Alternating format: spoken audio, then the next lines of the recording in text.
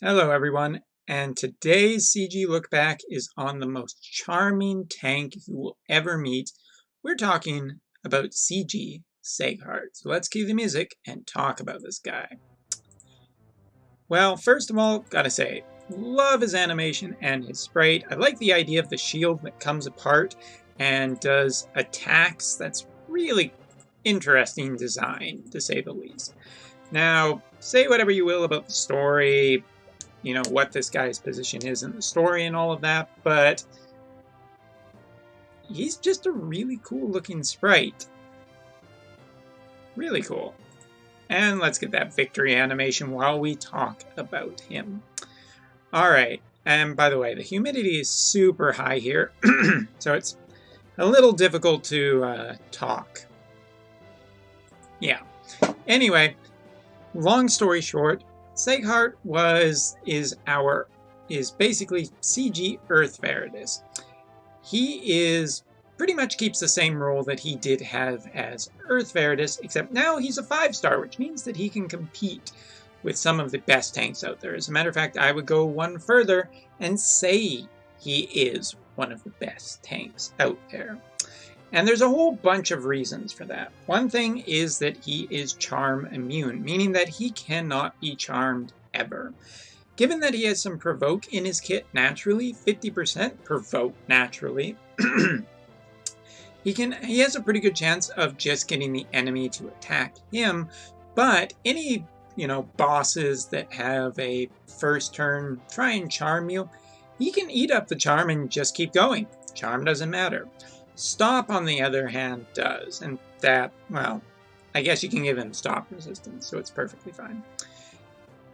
Now, let's talk about the Trust Mastery reward before we get into his kit a little, just about a few other things. First of all, Trust Mastery Materia, 20% to HP and Spirit, 30% to HP. Not super high on the defense, which is a little disappointing, but it does give some Spirit as well as defense, so it's a little more well-rounded. Plus, the extra HP makes for pretty strong, build to HP as well.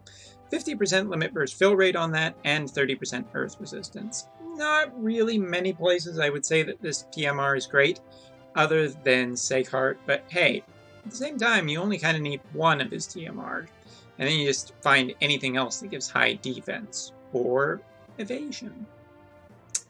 Now, Super Trust Mastery is a heavy shield, 85 defense, 80% earth resistance, 30% HP. Again, this is another TMR in the game that I just don't feel is that powerful for a whole bunch of reasons. 85 defense on a shield is nice.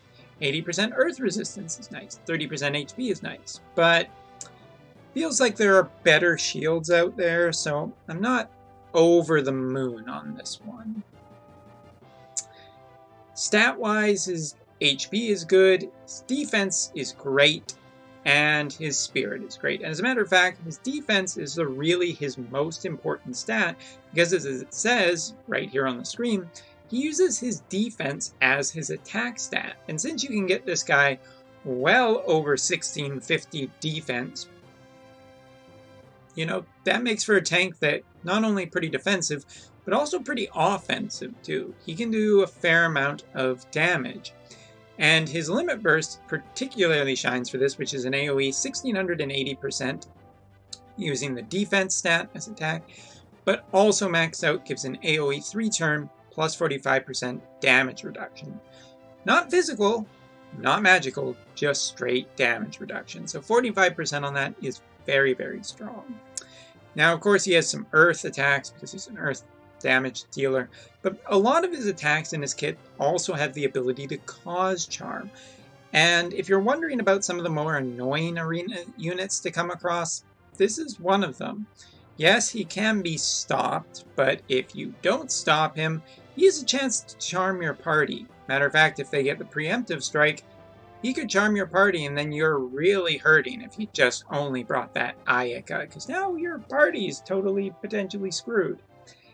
And yeah, even though some of his abilities have a low % chance of charming the enemy, some have a considerably higher % chance, up to 30% I believe is the highest. So, needless to say, pretty damn strong. Excuse me, sorry. Now, in his 7-star for equipping his own TMR, it gives him an extra 30% to defense, 30% to HP, 50% chance to ignore a fatal attack when his HP is over 5%, which is pretty good. You can get him pretty low and he can still keep this ability. Plus, when his HP drops below 1%, which is kind of difficult to do, he gets a 200% defense and spirit buff, which is something I don't think a lot of people talk about, and neither do I. Now, mainly he is very good at, being either AoE physical tank or a provoke tank. He can do either of these things very easily.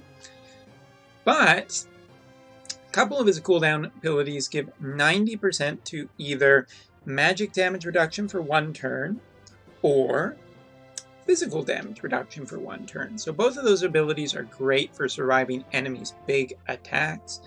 Not only that, he also has some, cooldown abilities that do either a 7 hit at 8 frames physical attack and debuff for earth resistance 100%, or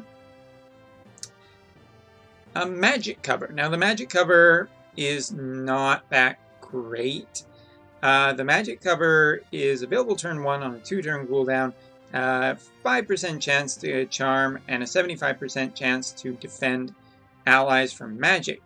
But it only lasts for 1 turn. Or no, it's a 2-turn. So he's not the greatest magical tank, but for the most part he's primarily physical. Building this guy as an evasion tank is super, super easy. He's great in arena for some weeks when you really need something other than stop to rely on. So honestly, let's just kind of talk about him in general. How viable is he still? Incredibly. He is my main tank. Every time I need a physical tank, I just go with this guy. He is so reliable. He is so good. He is so strong.